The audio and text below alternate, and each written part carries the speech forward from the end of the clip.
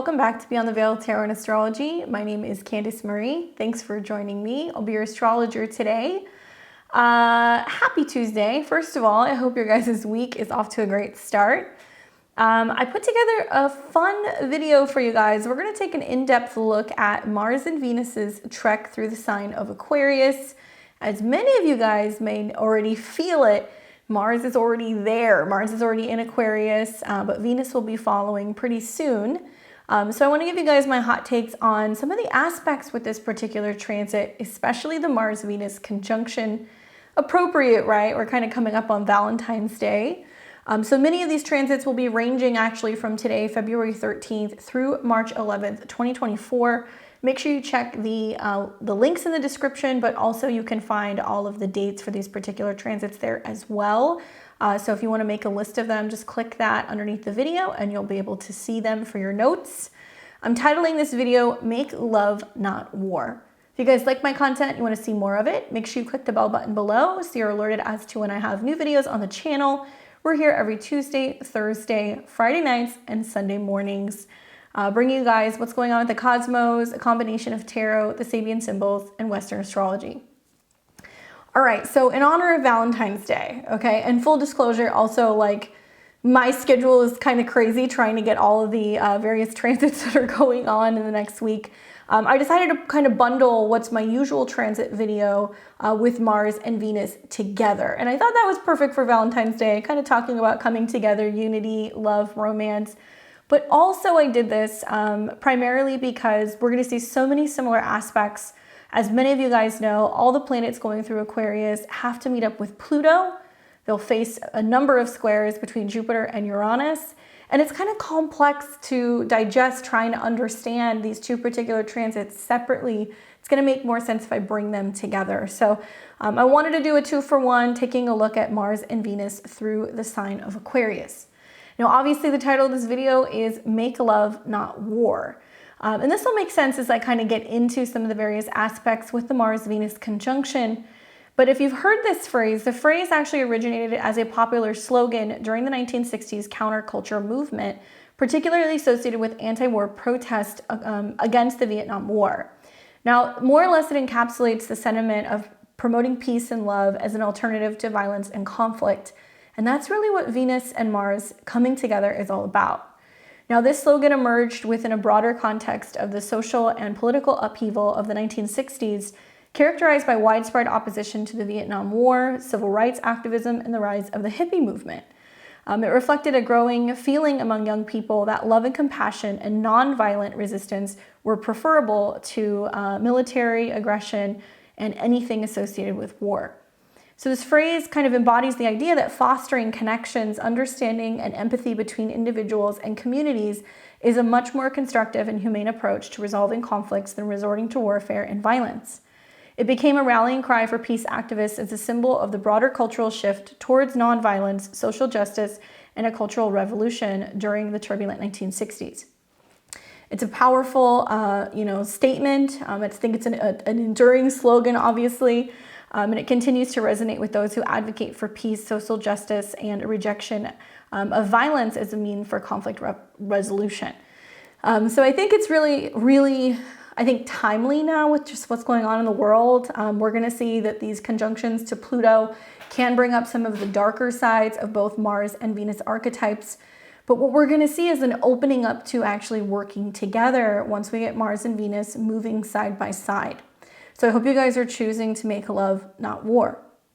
Now, in ancient times, many ancient astrologers saw the conjunction of Venus and Mars as a very significant period and had a variety of different symbolic meanings.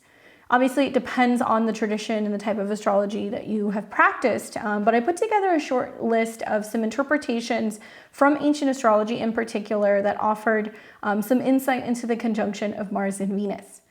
Now, probably my favorite, and I've referenced it a few times on this channel, is that at times where we saw Mars and Venus coming into conjunction in the skies, we saw the two great lovers unite, right? Mars and Venus were lovers. They were not necessarily partners. They had, connections to other committed relationships. But when they had the opportunity to come together in the skies, we saw this as a time where there could be a cease for war. because Mars was kind of entangled with Venus. They had the opportunity to make love instead of war. And it was a time where people were a lot more passionate, a lot more creative, and obviously daring when it comes to partnerships of all kinds. So a huge theme that you guys are going to be feeling throughout this next week or two with this ingress of Mars and Venus in Aquarius is passion and desire, right? That's a huge topic because Mars represents passion, energy, and desire, while Venus symbolizes love, beauty, and harmony. So when these two planets come together in a conjunction, it can indicate a merging of these energies, intensifying feelings of attraction, desire, and sensuality. Now, it may suggest a period of heightened romantic or sexual energy, as well as a strong drive to pursue our desires and pleasure, because that's what Venus is all about. This is also a really positive sign for creative inspiration, because Venus is associated with creativity and artistic expression, and Mars represents action and taking initiative. So as these two planets come together, it can signify a time of creative inspiration, innovation, where we feel compelled to channel our energy into creative endeavors. It can indicate a very fertile period for artistic collaboration, as well as a strong desire to manifest our creative visions into reality. So whether you're wanting to initiate new hobbies, projects, relationships, whatever it is, this is a very potent kind of mixture where we can kind of plant a seed for some of these new creative things. In the sign of Aquarius, it does involve our future. It does involve creative collaborations, friends, networking, so it can be particularly positive for that. Now, we will see that there is going to be opportunities and potentials, I guess I would say, for conflict or tension. You can't really get out of that with Mars transits, especially because there will be a period where Venus is going to be kind of sandwiched between Pluto and Mars, and this is a particularly kind of tricky time. But because Mars represents aggression, conflict, and assertiveness, and Venus seeks peace and harmony, when these two get into conjunction with each other, we can see that there can be a potential for tension or conflict in relationships, especially if there are underlying power struggles or unresolved issues. It can indicate a need to navigate differences assertively yet diplomatically, finding a balance between asserting our needs and compromising for the sake of others. Does that sound familiar for you guys right now with that North Node in Aries and South Node in Libra? Really important watching where these planets are going, because it talks about our collective future destiny, North Node Dharma, and our South Node in Libra, which represents what we're kind of undoing or tapping into from the past. Very karmic time as we see these two planets come into conjunction, where both the past and the future are working together as one. Now, it does encourage us to focus on balancing our masculine and feminine energies. Although they are going to be in the same sign, a fixed air sign, which doesn't really see, gender. It doesn't really see like sex orientation. It's more just kind of like, hey, let people be who they're going to be, right? Because Aquarius is about kind of allowing the collective to be their own identity within the group. So in some philosophical or esoteric traditions, when we see Mars, which is about masculine energy, and Venus, which represents feminine energy, this conjunction can symbolize a merging of balancing these two polarities within ourselves or within society. We may seek to integrate and harmonize both of these masculine and feminine qualities to achieve a greater wholeness and equilibrium. So especially in the sign of Aquarius, like, what does that mean for all of us collectively? Are we kind of looking beyond some of these like gender norms, society norms? Are we starting to kind of look at it as, let people be who they want to be, allow them to kind of express themselves independently as long as we are working together, and seeing beyond any of these titles or statuses or anything that's really been kind of brought up more recently to separate and divide. And obviously, when we see this massive stellium in Aquarius that's taking place in mid-February, it's guaranteed we're going to see societal and cultural changes. In traditional astrology, with the conjunction of Venus and Mars, it's interpreted as, in the context of broader social kind of or cultural trends, as a period of heightened social activity, celebrations, gatherings, as well as potential conflicts and disputes within communities or nations. So Aquarius ruling over things like Congress, groups, masses, tech, the internet. We're going to see a really stark polarity in both Mars and Venus kind of aspects. We're going to see extremes because of conjunctions to Pluto. So the question is what are we doing with that extreme energy? Are we learning to transmute that so that way we can kind of better unite as one? Now, like I said, these transits will be taking place between February 13th today and March 11th, 2024. And I'm going to actually go through the aspects. We're going to look at how Mars and Venus is moving. I'm going to give you guys the days that I think that are going to be the most kind of potent and my hot takes on that. Now, in particular, if we're looking at Mars, Mars will be entering into Aquarius on February 13th, 2024. Mars will stay there until March 22nd, 2024, before moving into the sign of Pisces. Now for Venus, Venus won't be entering into Aquarius until February 16th and will stay until around March 11th, 2024. Ingresses means planets are moving into new signs. So like I said, Aquarius is a fixed air sign, the 11th sign of the zodiac, associated with both Uranus as well as Saturn. If you happen to have any placements in Aquarius, sun, moon, or rising, or personal planets, you will be feeling this conjunction, the transits, but there will be a number of conjunctions taking place from about 5 to 10 degrees of Aquarius. That seems to be the hot zone.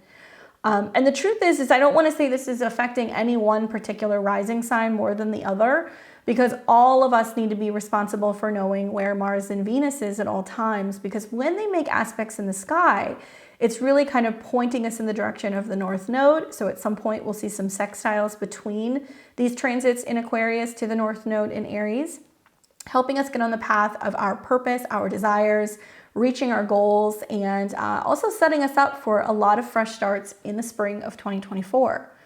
While we're seeing sextiles to the North Node, we're seeing trines to the South Node, so we're collectively also clearing karma.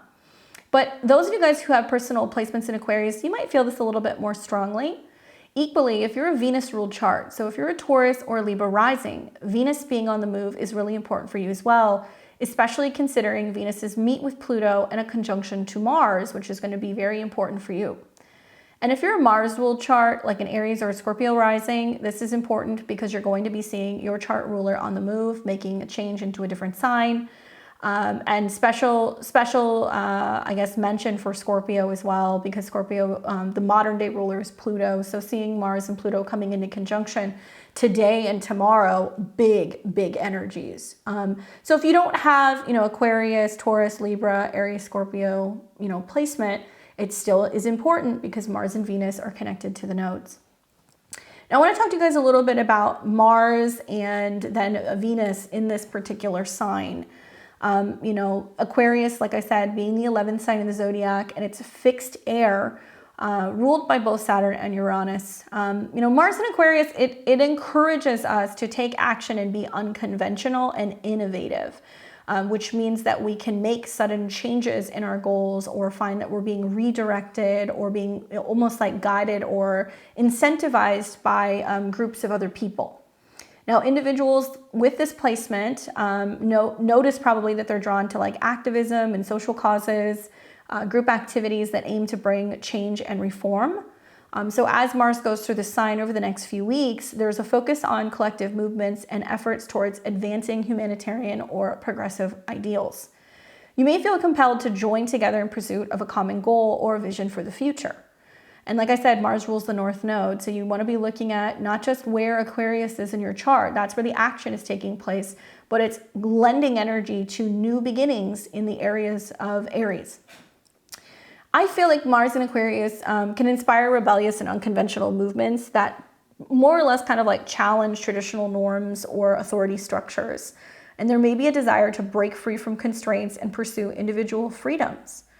So if you're feeling restless and you need to kind of get out of your, day in and day out routines, if you're wanting to start a network, join a group, make new friends, get out, socialize, likely that's going to be the theme of the next couple of weeks.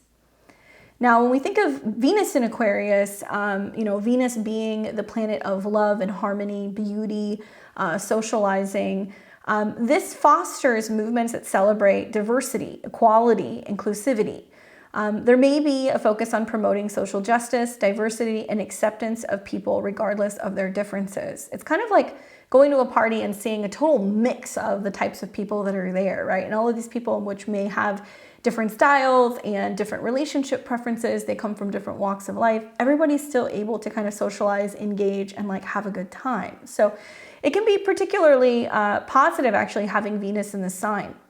Now, this placement can inspire artistic or cultural movements that kind of embrace like avant-garde and experimental forms of expression. There may be a resurgence or an interest in unconventional art, music, fashion, and lifestyle choices.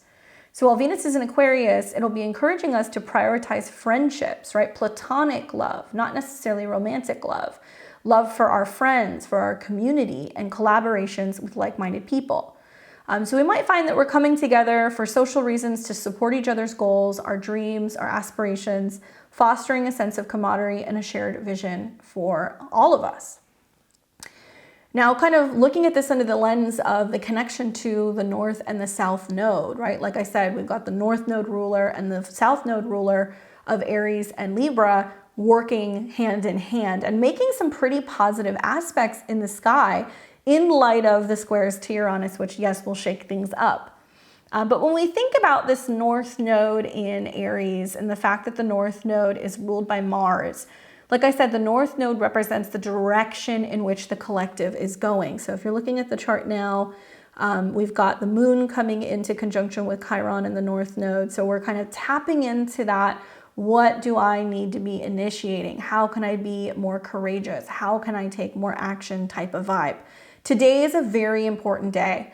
I will be watching what happens today and really the next couple of days because we are really feeling the strong energy of Mars-Pluto because Mars rules Aries. So we're all kind of seeing like, wow, society is like really shifting and there is like some collective purging going on as Mars the warrior meets with Pluto. Now, Mars is associated with action, assertiveness, ambition, and it symbolizes our drive to pursue our desires and assert our will out in the world. So if the North node is ruled by Mars, there's a collective emphasis that's taking place that's about being more assertive and pursuing what we want with courage and determination. So themes relating to independence, self-expression, asserting boundaries become more prominent during this time. And it can push us towards breaking free from limitations and obstacles that have held us in the past. So as you've seen in previous videos, I've talked a little bit about how, Mars and Venus coming into conjunction to Pluto represents this clearing, this regeneration, this purging. It may mean quite literally, Mars and Aquarius, I'm not seeing eye to eye with a friend. Like we're having a falling out. We just had a total, kind of dramatic episode. We couldn't agree to disagree. And so for some of you, maybe that's how it's materializing. For others, it may represent this profound awareness that something must change in order for our dreams to be able to kind of come to fruition. It really depends on where Aquarius is in your chart.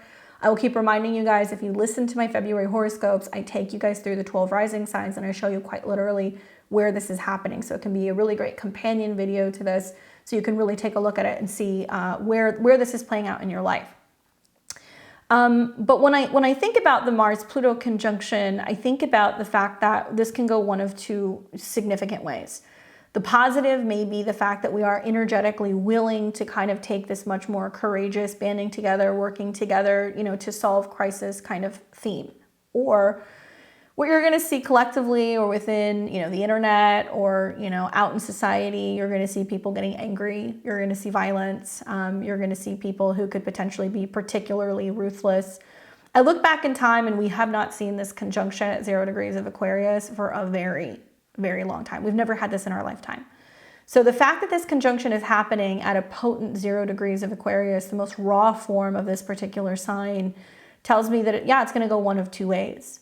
I encourage everybody who's watching this to focus more on healing yourself rather than inflicting pain on other people. We've all been in like relationships or we've had situations where, we've hurt other people because we ourselves are hurting. And I really see that today with the Mars-Chiron conjunction, the Moon-Chiron conjunction, which is really kind of bringing up this energy of, sometimes fighting with other people or, cutting people off or isolating ourselves. It doesn't actually help us heal, and where we can have a tendency to project our wounds onto others. We can be ruthless with this conjunction. Certainly it's not something that lasts just for a couple of days. This will reverberate out for quite some time because Pluto will go back and forth over this degree. Really kind of saying that collectively, if we are ruthless, if we're harsh, if we're mean, if we're creating war, it's limiting our ability to grow. It's limiting our ability to have, communities and connection and further isolating and hurting ourselves, right? Now, the positive is that if we're taking this time right now, especially today, tomorrow, to kind of collectively sit and be hopeful for the future, be optimistic that these changes are going to be dramatic. They are going to require us to really kind of cut the necessary things, habits, people, and old goals out of our lives. It can be this phoenix-like energy that allows us to feel renewed, and it makes us feel more active and more optimistic and more independent. And it really helps us kind of get on the path, right? So we want to be mindful of like what energy we're putting out there. You might be feeling the next couple of days that you're getting hit with just a wave of frustration or anger. You know, hot tempers and passions and tantrums can definitely come from Mars-Pluto energies.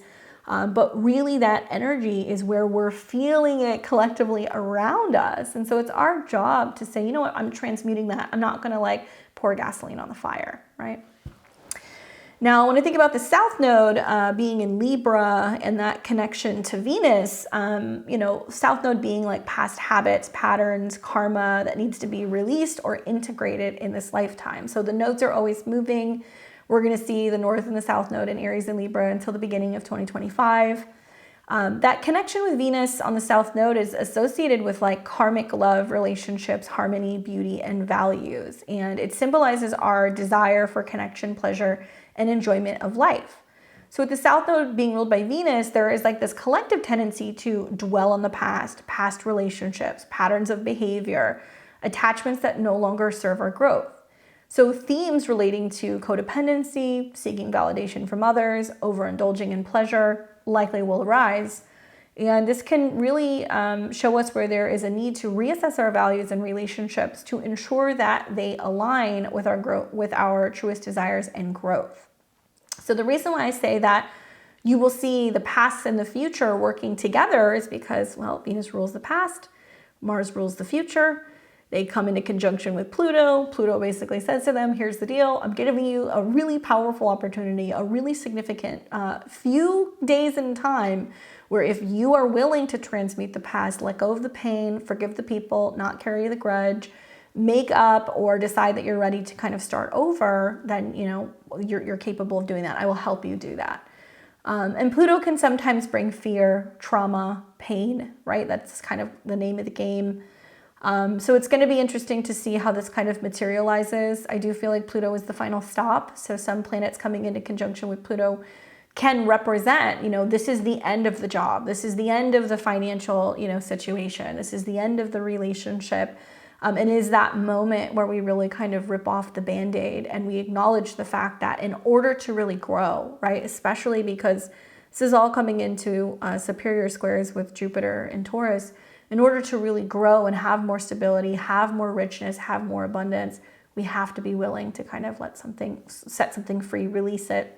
I've read your guys' comments. A lot of people seem to resonate with that. I'm not saying you have to make sacrifices. Certainly the theme in Aquarius will be, well, it's the best for all involved, or, you know, you have to make this sacrifice for this other person, or, you know, whatever, or you have to be willing to give up, you know, space in your home for other people, or, you know, your job, so that way other people, you know, can have their salaries. Some of the Pluto conjunctions in the squares to Jupiter and Uranus will not feel like it's fair. And it will certainly feel like everybody is kind of being collectively kind of pushed in or corralled into one particular movement, and it may feel a bit uncomfortable, and it might feel like it's going against your will, because fixed signs, they don't like to change. And when we see squares happening between Aquarius, which is collective communities, and Taurus, which is banking, finances, and resources, tensions get high. That's the truth. Now, I want you guys to, like I said, remember that we're going to be having conjunctions with Pluto. You might want to look back on January 20th, 21st, when the Sun and Pluto came into conjunction. Just recently, over the last 2 weeks, we saw Mercury come into conjunction with Pluto. So I see this as, you know, the Sun Pluto was the awareness that, hey, something is changing. You know, my desires are changing, my goals are changing. And then we saw Mercury. So we already received the awareness and the message of change. Now, as we see Mars and Venus start to come into conjunction with Pluto, we're going to start to see this within the collective. We're going to see a ripple effect. Aquarius is about vibration, right? It's about that higher frequency, the higher tuning. It is the top of the mountaintop. You know, once Capricorn, the goat, has climbed all the way to the top of the mountain, you're looking over, you know, everything that has happened. And how far you've come to be able to reach your goals. So in many ways, this may feel like this pinnacle time in a lot of people's lives where it's kind of like now or never. And as you see some of these conjunctions to Pluto, there may be some faint similarities to things that have really been going on since about the third week of January. So you want to reflect on that. Remember that Mars cuts, it severs, it purges, it fights, it conquers. And Pluto is deadly. So, he can be dreadful. It can be about purging, scary, stuff that's scary, trauma, but it's also very focused on transformation and change. So there is like this, most likely this collective movement that's getting ready to happen where everybody is kind of waking up. That's literally, people are waking up right now and they're realizing like, whoa, like, we have to work together to kind of be the change that we want to see in the world. Nobody is going to come and save us. Nobody's going to, make it happen for us. So it can be a really powerful time for unification. I do think that Venus kind of coming in and she will sweep past Pluto and then she will move side by side with Mars for a few days. On one hand is positive because it does indicate that merger and working together collectively for the future. So for that, I'm hopeful. But like I said, a little tricky because you'll see Venus besieged between Mars and Pluto. So we'll talk about that. And Venus brings the sweetness. She brings relationships and healing. And likely she can bring lots of opportunity for making up, right? For establishing relationships. And she'll kind of come in and like kiss all the bruises and kind of make up for some of the conflict that's been happening in the early part of the week. So watch for passion, intensity, releasing fears, and also any of your inhibitions. They're going to go like out the window. Now, some degrees that you're going to want to get familiar with is going to be obviously 0 degrees of Aquarius, because this is where we see Mars and Venus and Pluto meet. But in particular, I'm also really looking at the 10 degrees of Aquarius and the 19 degrees of Aquarius. And you guys will see when I take you through why I say this. By the time Mars and Venus are coming into around 9-10 degrees of Aquarius, they're squaring Jupiter, okay? And then round about the time that we see Mars, Venus get around 19 degrees of Aquarius, they're squaring Uranus. So we want to be watching. If you have any personal planets, 28 to 29 of Capricorn or 0 to about, 2 degrees of Aquarius, that's intense because of the Pluto transit. If you have anything that's going to be around 9 to, I would say, about 11 degrees of Aquarius, that's intense because of the Jupiter square. Same thing with Taurus. If you have anything around that 9 to about 11 degrees of Taurus, or anything 18 to about 20 degrees of Aquarius, you guys are in the hot zones. All right. So it's going to be like right here, right here, right here. Because we're going to be feeling the squares. And so when I pull it up on the chart, it'll make sense when you guys can see it. But essentially, these are where the squares are taking place, and it's in fixed signs. So this is where both parties don't want to give. We feel like we're in gridlock. Both signs are, unwilling to work with each other. But the squares force us to work together. It's the energy of Mars. And in my opinion, the last quarter square where you're seeing Venus and Mars and the square to Jupiter and Uranus, it's saying we must make this collective upgrade. We must get to that next level of awareness. We must start kind of working together if we really want to see some of the positive effects of, the April, May, Jupiter, Uranus kind of transits that are happening. So many people may band together and work together, start companies, associate with particular networks, make friendships, all kinds of things, really go after their goals to be able to make, April and May feel so much more rich, abundant, secure, stable. And I'll show you guys why I'm saying that in just a minute. Now, I think like the 3/4 square in Taurus, even though squares are the energy of Mars, it forces that pressure between the two signs to meet in the middle and kind of find a way forward. It also has like a Saturn vibe to it. You think of like the last quarter square, moon, and it's kind of like, okay, everything's dismantling and it's getting ready before we start something brand new.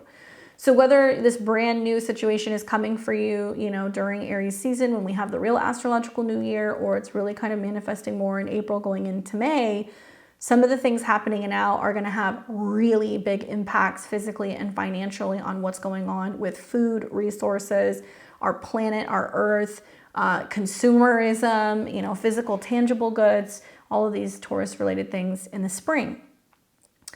Now, Venus-Jupiter aspects, right? So one of the first things that we're going to be seeing is planets are first going to square Jupiter. So you'll see Mars square Jupiter, you'll see Venus square Jupiter because it's going to be around that like 10 degrees. In a Venus-Jupiter aspect, like a square, it'll manifest as being extravagant, indulgent, pricey. This is about big love stories, big money themes, expanding for more, especially growth. So Jupiter in Taurus is about land, it's about food, it's about jewelry, it's about abundance and resources and earth and all of these beautiful kind of luxurious, expensive things. So if you think things are expensive now, watch what happens when planets start squaring Jupiter. We're probably going to see, more inflation. We're going to see price surges, things that are going to be gouging, Taurus-related things, and also applying pressure on laws, because Jupiter rules over laws and leaders.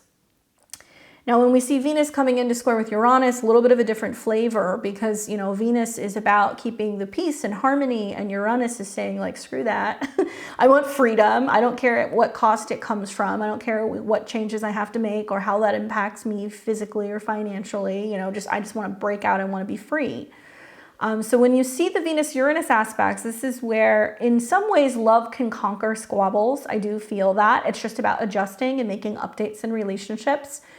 It can be where love strikes or financial, things happen very unexpectedly because Uranus likes to shock and surprise us.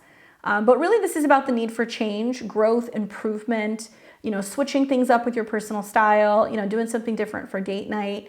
And I think it's really about kind of like growing in love, right? Does that make sense? And we're going to see a lot of mutual reception. I mean, come on, we're going to see Venus in Aquarius. So she's in an Aquarian sign, and then we've got, Jupiter and Uranus that are going to be in, Venusian signs. So eventually, when you start to see the Venus-Uranus square, even the mutual reception, even if it wasn't making a square, would be saying like, hey, shift is coming, change is coming, especially because it'll be at 19. So it's definitely about our relationship to friends, to others, to money, to banks. I've heard a lot of comments on my videos lately. A lot of people have been saying like, oh, I think you're shadow banned. Like, your videos don't come up. I hear you guys, probably because the algorithm isn't crazy about some of the stuff I talk about. But I will say that I do feel one of the biggest predictions I'm going to make with this is that a lot of people are really looking differently about their relationships with their bank, who they're banking with, where they're putting their money in, what they're investing their money in, how they're spending it. And I think you're going to see collective movements to say, let's switch banks, get out of banks, go into different currencies, look for parallel economies. These are the things that are going to start happening. Just interesting stuff in regards to our relationships, also with food and with the earth and with our resources, with power even. Uranus can be about electrical things. And so you're going to hear a lot of people talking about movements revolving around creating systems and energy where people have what they need to survive. You got people who are making decisions about paying electricity bills or feeding their families. And I think the squares are going to kind of reach that all-time high where people have kind of had enough. Now, Mars is a little different. Jupiter squares with Venus or Uranus squares with Venus, we can handle. But keep in mind, Venus rules that south node. So it might kind of talk about where situations get to a point where it pops and then it's like, okay, I'm done with this. I'm no longer partnering with this person, or I'm filing for divorce, or, I'm done with the friendship, or I'm leaving my bank. You guys will feel those moments. But Mars square Jupiter, Mars square Uranus amplifies the energy of Mars, and Mars is in a superior position. All of these planets in Aquarius are kind of beaming down on Jupiter and Uranus. So they're in charge. And Mars, like I said, it feels sometimes hostile, intimidating, angry, reactionary, heated. It can be about competition, but it can be about violence. It has its own, ways of doing things. So when you see Mars coming into a hard square with Jupiter, this will magnify because Jupiter makes things bigger. So you might see that people are really pressing for changes with laws. They're really pressing for, more growth when it comes to support for farmers, when it comes to support for local communities, for moving into local banks.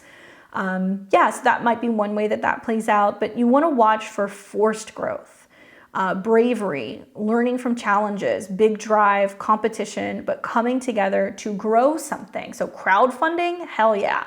You're going to see a lot of people who are going to be really taking the stage and kind of banding together and talking about what they're boycotting or what they're not buying or what they're not investing in. And it's potentially going to be some really big like Bud Light type movements. I'll just leave it at that. But, then the second aspect we'll see from Mars is that Mars will begin coming into a square with Uranus.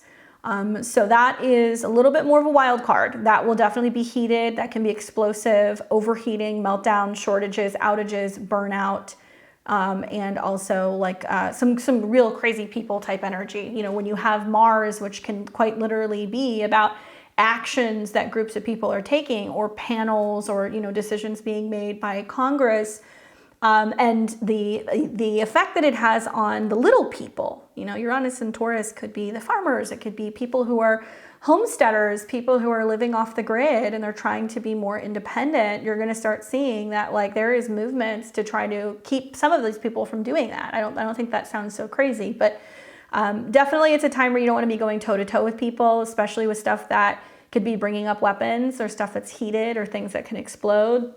I am anticipating to hear more about some stuff with some energy grid stuff and whether or not there's some electrical issues and the impacts that has on banking in particular.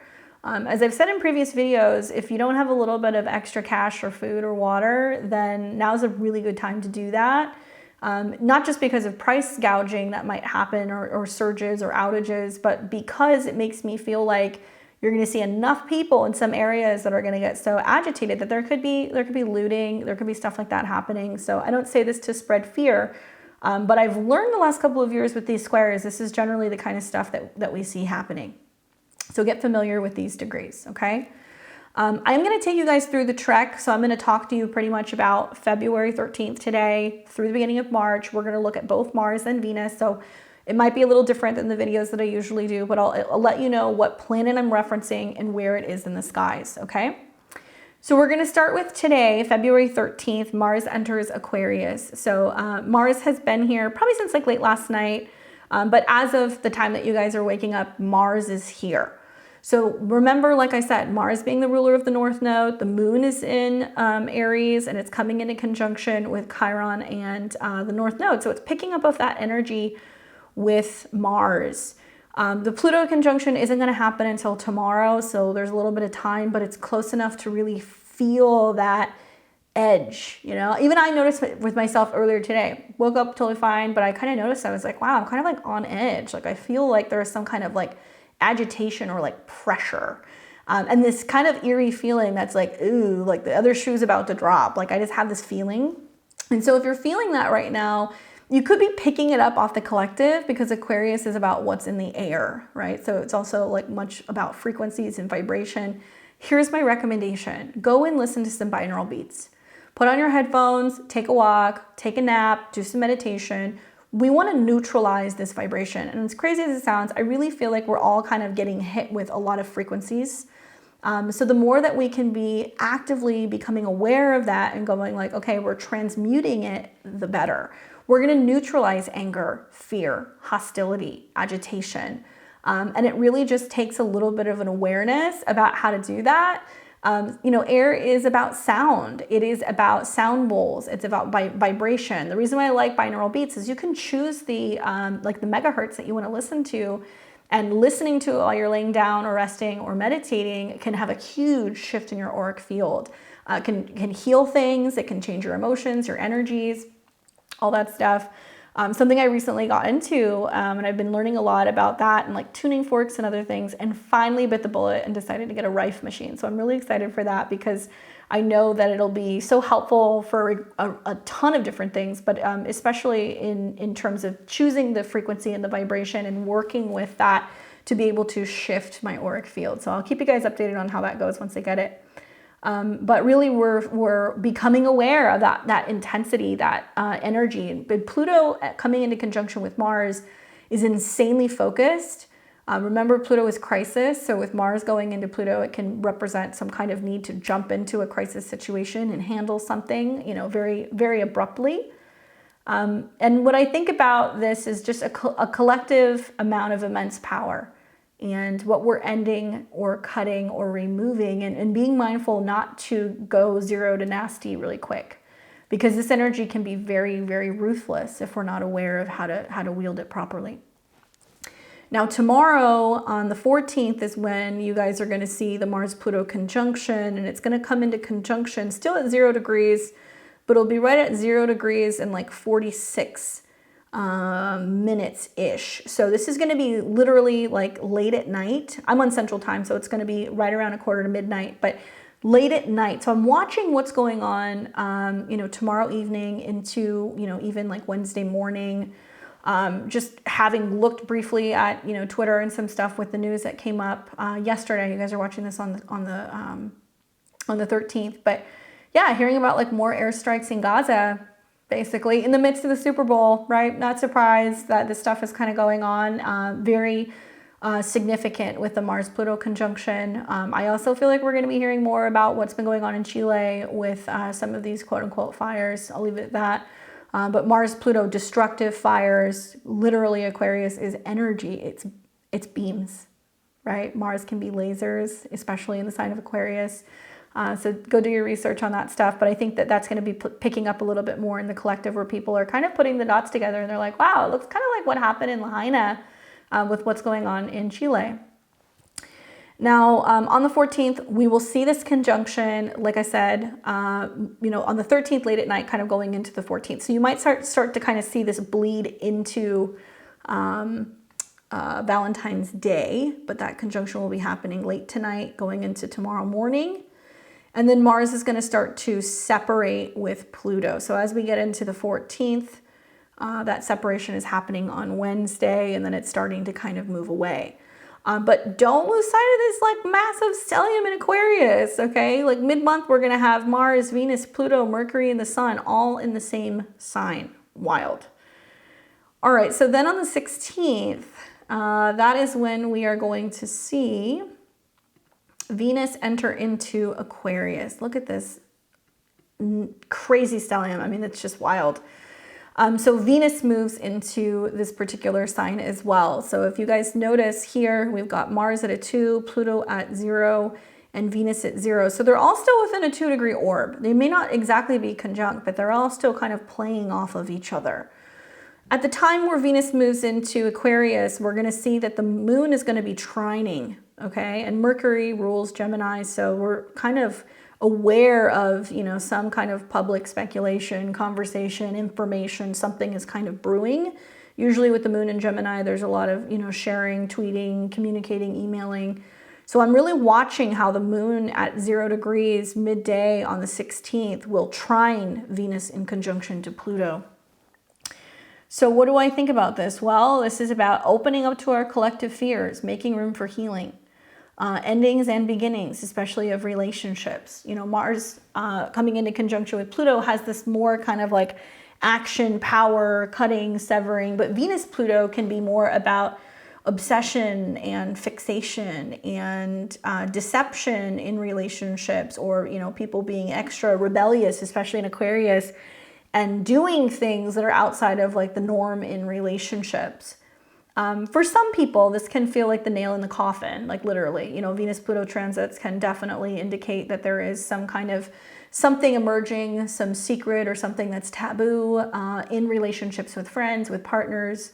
It can feel like a really sudden, you know, kind of crisis in regards to also like a financial issue. And I say this because I know that not everybody is single or in a relationship. You know, some of you guys are going to go, look, my relationship's fine. Yeah, we're a little edgy, but we're working through it. Great. But other people who may be, you know, dealing with what's been with a lot of issues in a relationship, this can kind of feel like the turning point where it's just like, okay, I have to rip the Band-Aid off. And it could be with a friendship or with a family member or with a boss or an employer. So it's not limited to like a one-size-fits-all thing. And that's why you have to really look at where Aquarius is in your chart.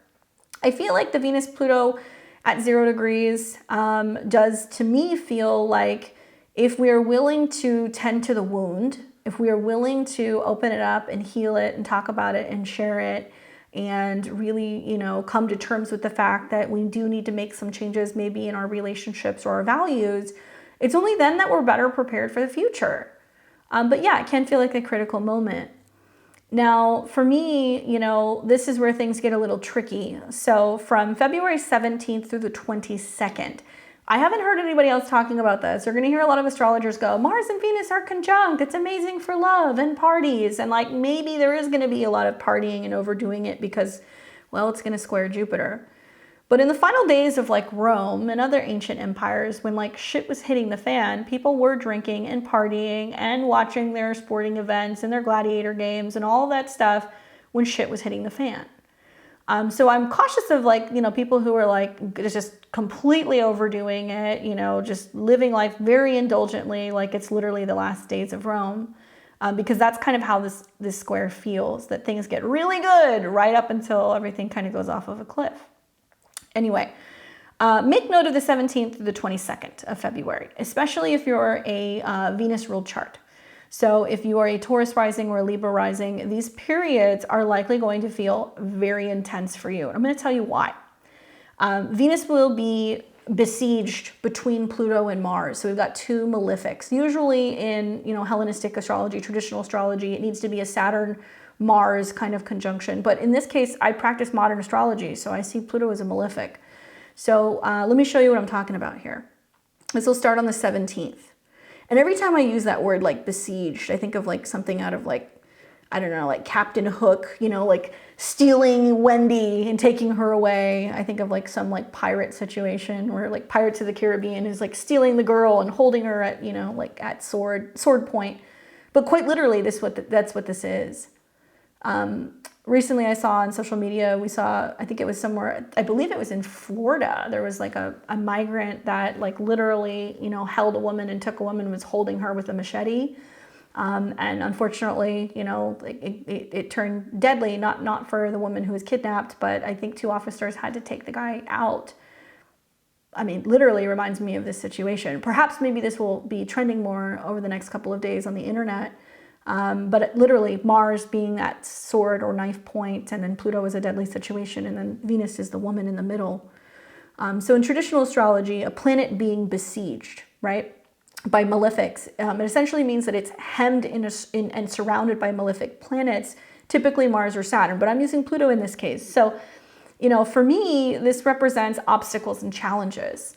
And this is the presence of, malefic planets surrounding Venus, and it indicates that there's a period of difficulty or obstacles in matters to love, relationships, beauty, or harmony. It may suggest challenges in experiencing pleasure, joy, or fulfillment in these areas. And so until Venus gets out of this sandwich between Mars and Pluto, so that won't be until the 22nd, this is a particularly difficult time, not just for Venus ruled charts, but Aquarius risings may have this issue. Venus is the archetypal, kind of symbol for women. So we're going to hear more about violence against women. We're going to hear more, unfortunately, about rape and women being attacked and stuff going on in large groups or masses. And yeah, it's a time that you really want to be paying attention to what's going on in the world. If you're somebody who's coming and going, at night and you're a woman, you need to make sure that you have somebody who is accompanying you to and from your vehicle. You need to make sure also that you potentially, know how to defend yourself, or you have the abilities to do that. I know that sounds crazy, but trust me with some of the stuff we're going to see out in the skies. I think about how, the story of Pluto and Persephone, Demeter's daughter, that, Pluto was so in love with Persephone that he abducted her and he took her to hell. And basically, the other kind of gods had to come and broker a deal with Pluto because she did not eat all of the pomegranate seeds. So she only spent 6 months out of the year with Hades, and the rest of the time, she was with Demeter on Earth, and everything kind of came back and everything was beautiful. And, Demeter was pleased. This Mars-Pluto conjunction makes me feel like there's going to be lots of talk about abductions.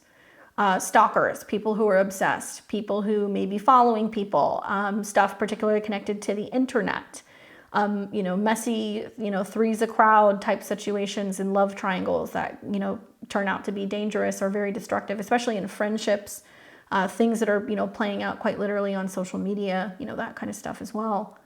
Conflict and tension. So, with Mars being associated with conflict and Pluto, which represents this psychological pressure, I think that, them kind of coming in between Venus represents this heightened tension and conflict or power struggles in relationships. And it can indicate a challenge in finding the balance and harmony, as well as obstacles in expressing love and affection. We do see delays because this isn't a Saturn-based sign. So, delays or frustrations in love. The presence of these two malefics with Venus indicates obstacles or setbacks in romantic endeavors, creative projects, or aesthetic pursuits. And it can also suggest a period of feeling blocked or restricted in expressing one's desires or values.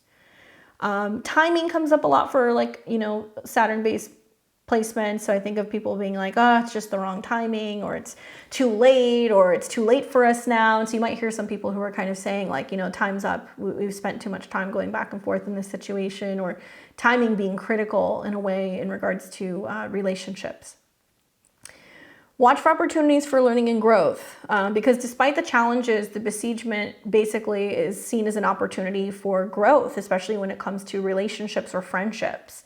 It may require us on an individual level to confront and overcome obstacles, to develop resilience through strength, and to reassess our values and priorities in relationships and artistic pursuits. But for me, the big one, because Venus rules the South Node, is karma. Karmic lessons and karmic purging, especially in regards to relationships and what we have to actually destroy in order to get to where we want to go. So we're having to really cut ties, release ourselves, learn how to kind of let go of fixations on the past or anything in terms of feeling like we still have to be friends or friendly with people that we can no longer kind of have like a connection with. So it can, often carry like this very karmic signature. The besiegement of Venus with these malefics can indicate karmic lessons or challenges that need to be addressed and resolved in order to achieve greater balance and harmony in relationships or in your creative expression. So watch for that. A lot of people are going to look around and be like, what the hell is going on? Venus and Mars have left Pluto.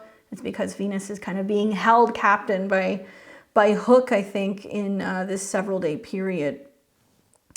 Now, this is going to lead me to the 22nd of February. And something that we're going to see here on the 22nd, actually, let me go back a little bit, is there will be a Mars-Venus conjunction, okay? So the Mars-Venus conjunction is technically going to happen at 6 degrees of Aquarius. This will be late at night on February 21st. But from the 21st all the way to the 24th, we're going to see Mars and Venus move side by side.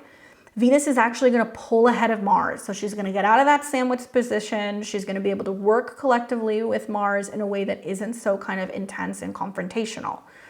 So once we see that happen, things should go a little bit more smoothly. But it looks like that conjunction between Mars and Venus will be exactly at 6 degrees and change of Aquarius. So let's take a look at what that means. I want to read to you guys the Sabian symbol. I guess one other thing I should note also is that it is at a 6. So this does deal with like an energy of Aquarius and Virgo. And 6 can deal with health-related matters. It can deal with coworkers, with health care. It can deal with, collective healthcare groups. It can represent the health of groups or the masses in some kind of crisis revolving that. I do think we're going to hear a lot at the end of February going into the beginning of March of layoffs. We're going to hear about banking layoffs. We're going to hear about tech layoffs. I know that a lot's come out about Google and I think Amazon, but I think this is when we're really going to start to see the wave of some of these layoffs really kind of playing out. All right, so I'm going to read to you guys 7 degrees of Aquarius because we always round up. So the 7 degree of Aquarius is a child born of an eggshell. And the theme is creative self-renewal. The symbol speaks to new beginnings. The image of a child born of an eggshell symbolizes rebirth or the process of creating the self anew. Everyone has within himself an infinite source of potential, and it's only once this potential is recognized and put use in a present moment that the individual is truly reborn. The emphasis is on the symbol is the self-realization, enlightenment, and regeneration. The practical implication of this degree is that the limitations are never an obstacle to achievement, but by the means for calling forth the inherent potential for greater accomplishment. At its highest, the symbol represents creativity, unlimited resourcefulness. Watch for a tendency to give up too easily or belief that the individuals are simply pawns in the circumstance. The accent is on rebirth and self-realization. You may discover a talent or an aptitude you didn't know you had that inspires you to focus on some new direction. Your greatest advantage lies in refusing to accept limitations, viewing each day as a new beginning with its own special promise. Guard against failing to capitalize on your prior experiences in new situations. Avoid burning your bridges behind when you decide to make a change or move on to something new. These stepping stones are creation, rebirth, regeneration, new beginnings, potential, self-realization, self-renewal, resourcefulness, individualism, infinite regression, or progression. Okay, so it's cool that the Sabian symbol talks about all of these things. The meeting with Pluto talks about all of these things. And it says that now collectively we have the ability and the capability to do so. So what you'll see as the Mars and Venus transit continues all the way until the 24th is that I think this is when we're beginning anew, personally. And so what gets interesting is then you're going to see Mars and Venus move together into the 22nd. Venus finally pulls ahead. So this is when things I feel like get a little easier. And then we're going to see on the 24th, Venus will come into a square with Jupiter. All right, so here we go. So we're on the 24th. Venus will be the first planet to square Jupiter. Looks like it's going to happen in the late PM hours. So on the 24th, you might kind of bleed a little bit into the 25th. Venus at a 10, working hard for relationships, goals, and opportunities, and it is squaring Jupiter. So working hard for the money, really focusing collectively on how we can have, growth for everyone, how we can have more abundance for everyone. But also, Venus-Jupiter squares are seen as times where we overly indulge in something. We eat too much, we spend too much, we buy something that happens to be grossly overpriced. We are indulging a little bit too much as well.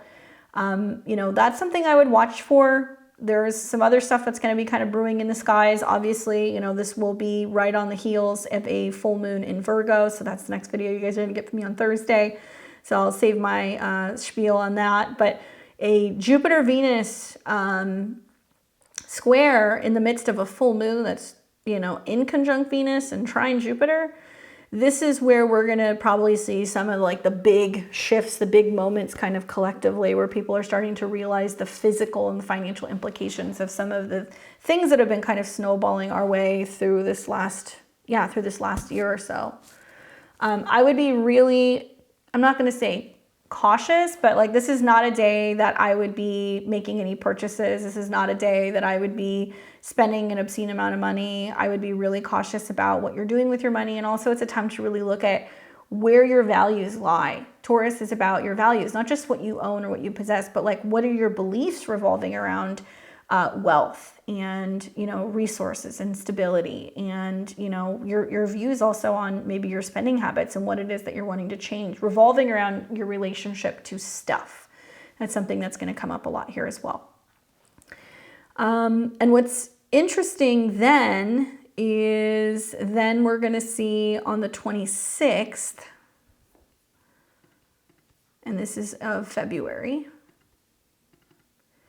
On the 26th, then we're going to start seeing Mars in Aquarius squaring Jupiter. So that's why I said I did these videos together, because it's like we're seeing a lot of repetition in transits.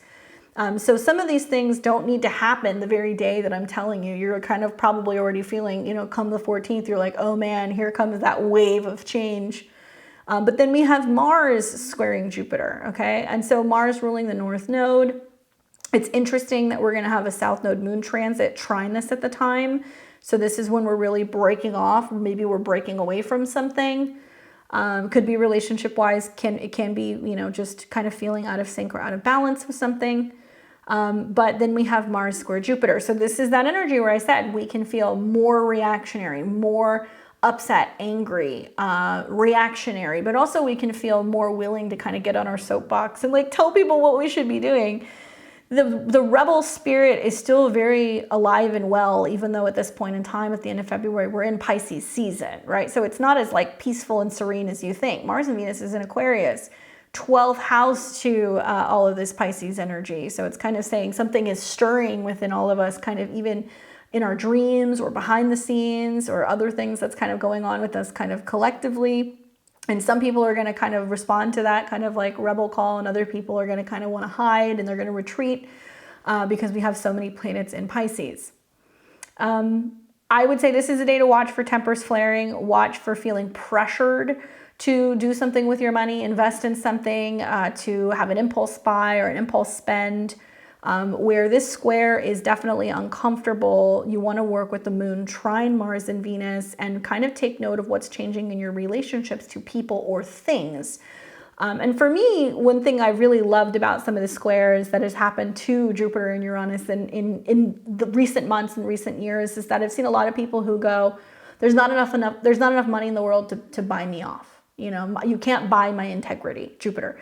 You can't buy my allegiance to something that I don't believe in, that I won't invest in, or you can't persuade me. I won't sell my soul. You hear a lot of that stuff for some very, in fact, some controversial people in media or groups, and it's been interesting to kind of see a lot of these people kind of get taken down by the matrix, if that's what you believe in. And then go off to still do their own thing and be like, no, I can't be bought. Integrity is such an important thing, I think, with Jupiter and Taurus, and the willingness to really know right from wrong and to really hold steadfast in your values and be unwilling to succumb or give into things because of society's pressure, right? Because of the pressure within society, the planets in Aquarius. Do you go along with the crowd, or are you willing to stand alone and know what's right from wrong? And not only that, are you willing to share that from the mountaintop and tell people, this is not right. We don't do this. This is not good for humanity. This isn't preserving, for future generations. This is not encouraging equality. This is not providing wealth. It's doing the exact opposite.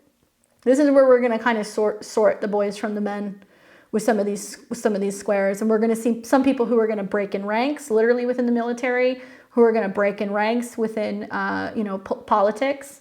And it's going to be a time that we're going to see who's actually really just talking the talk and who's going to do something about kind of what's going on within society. So watch for that. I'm curious to see how that manifests.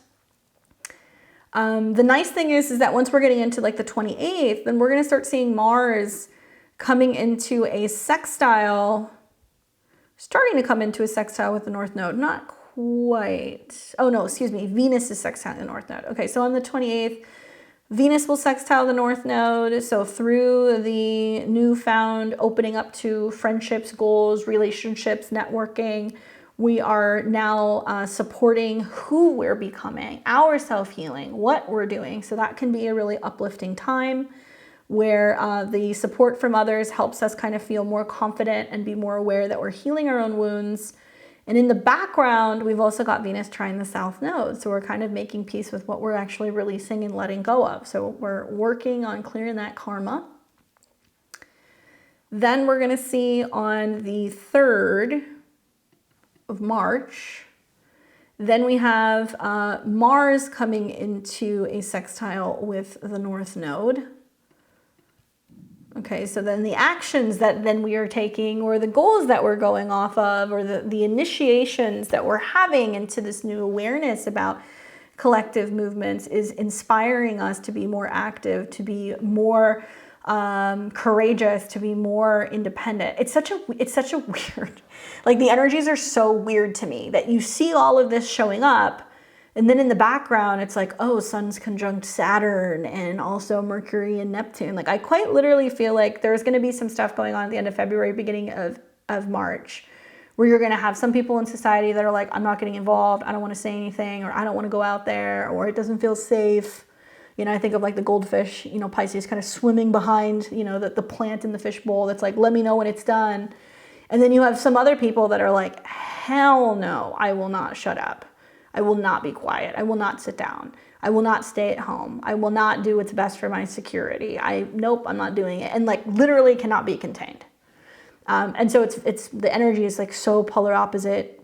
And keep in mind, we're coming to the end of the astrological new year. So it's like, as we're getting into March, all these planets are cycling through Pisces, trying to get people to isolate and have fear, right? Trying to keep people from feeling safe going to church and praying with their friends and their families, trying to scare people about what's going on with, hospitals or shortages, trying to make people fear for, you know, what's going on with, you know, migrants. I mean, it's like, yeah, we're going to see two separate kind of groups in society that are kind of showing up. So I'm curious to see what happens, but I will tell you that what you're going to learn with Mars, Venus, and Pluto in Aquarius is that there is power for the people, and it is about like-minded people kind of working together and willing to make the necessary changes in order to be feeling more prepared for the future.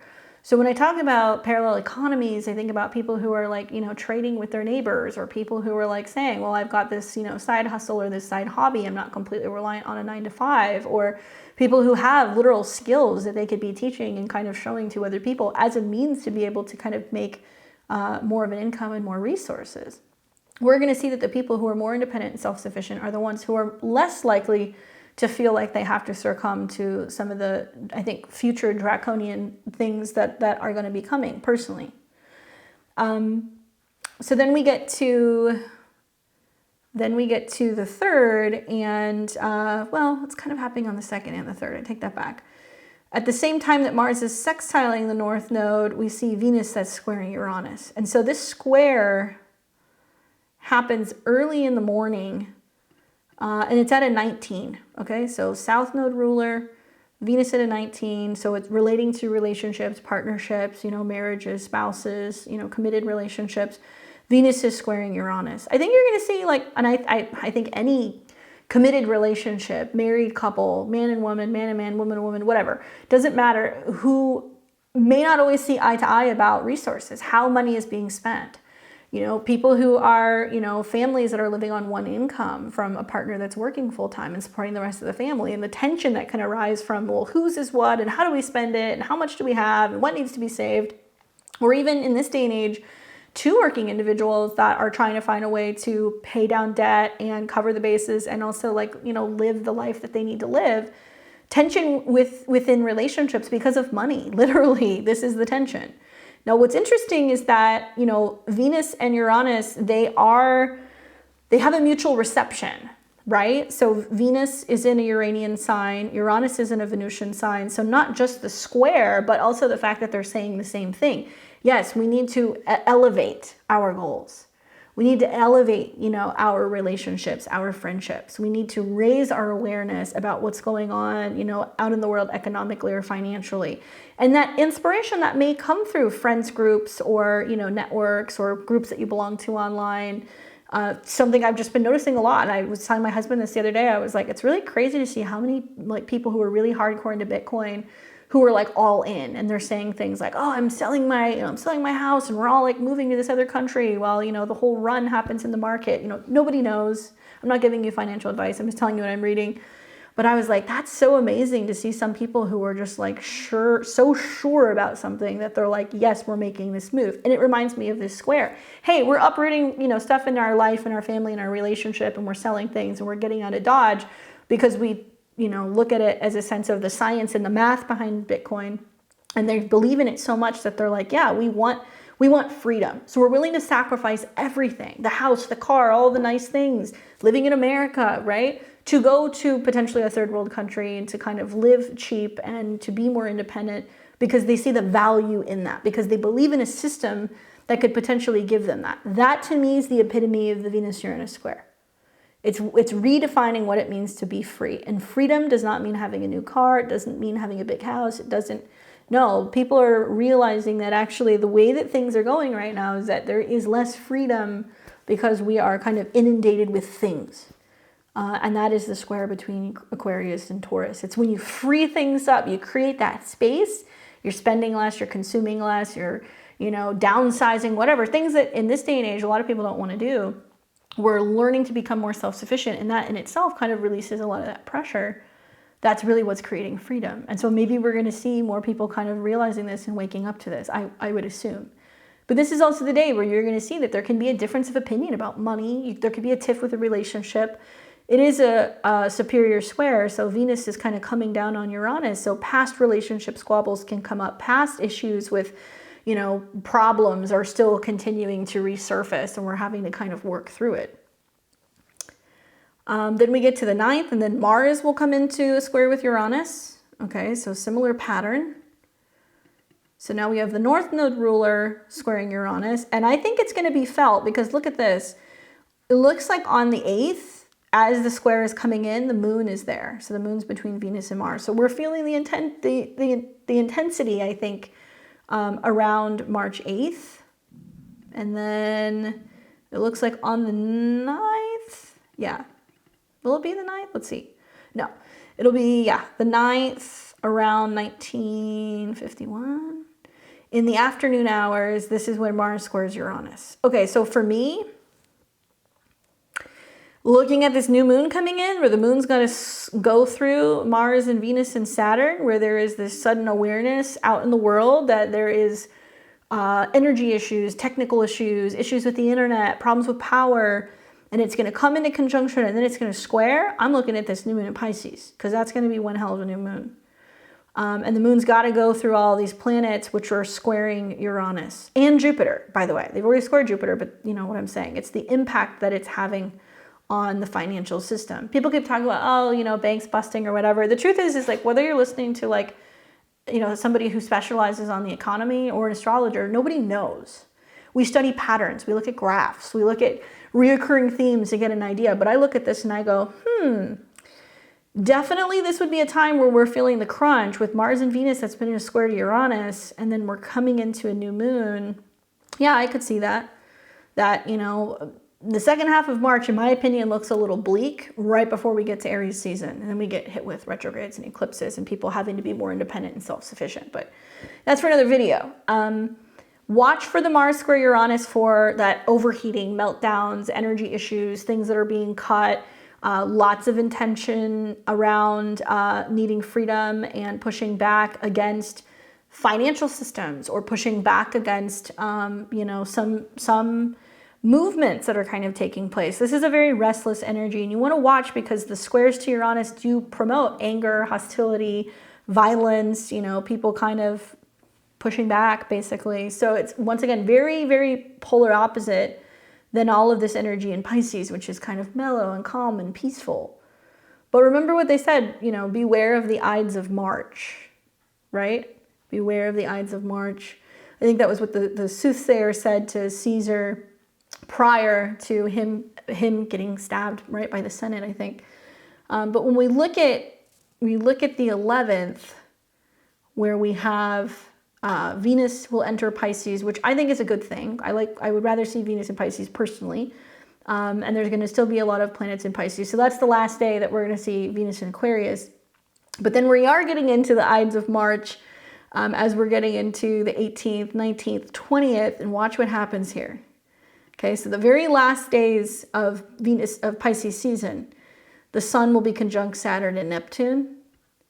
And then we see Mars that's going to hit these late degrees. So it looks like we're going to have the solstice, the spring equinox with Mars at 29 degrees. And that, a little difficult here. That'll be an interesting chart to look at when we get into the astrological new year. But having Mars at such a critical degree when Aries is so important. And then you got Mercury, Chiron in the North Node in conjunction. This is where the eclipse will be, by the way. You guys are going to be blown away at just how different things are for individuals in April. I can't say that enough. But yeah, the Ides of March don't really seem to disappoint with Mars getting up into these critical degrees. Mars will then leave Aquarius and it will move into Pisces. And that's going to be happening on the 22nd of March. So by the time we get to the 22nd, both Mars and Venus are still in the same sign. Okay, so they're following, you know, closely side by side. You're going to see this for a little while, even though Venus is going to start to kind of pull ahead of Mars here a bit. And something else that I think about is that, you know, both of the eclipses that are coming, the end of March and the beginning of April, even though they're in Aries and Libra, so it's very Mars-Venus. If you look at those two eclipses, both Venus in the Libra lunar eclipse, the end of March, and Mars, which is the solar eclipse in Aries, will be conjunct Saturn. So we're going to be feeling actually in March, it's like, okay, we're pulling the plug. Something is all kind of like being removed. Something is kind of wrapping up. And it revolves around Pisces things. It's going to revolve around immigration. It's going to revolve around prisons and settlement zones and private camps and hospitals and things that deal with people who are seeking asylum. That's what Pisces is. It's people who are lost, right? People who are lost. And it has a huge impact on all of us, our subconscious, our dreams, all of that stuff as well. So quite a dramatic build up until Pisces season in my mind. I'm curious to see what plays out. I'm glad that I'm able to do these videos way in advance before we see some of this stuff come out. Please meditate on what I said about the frequencies and the energy of what we're putting out there, who we're surrounding ourselves with. Are we surrounding ourselves with people who make us want to, be better? Do we have gossipers and slanderers or people with bad habits or people who have cruel intentions around us? We're going to become most like the people that we surround ourselves with. And so for some of you guys, walking the path is a lonely one if you're deciding to remove yourself from being around some of these people.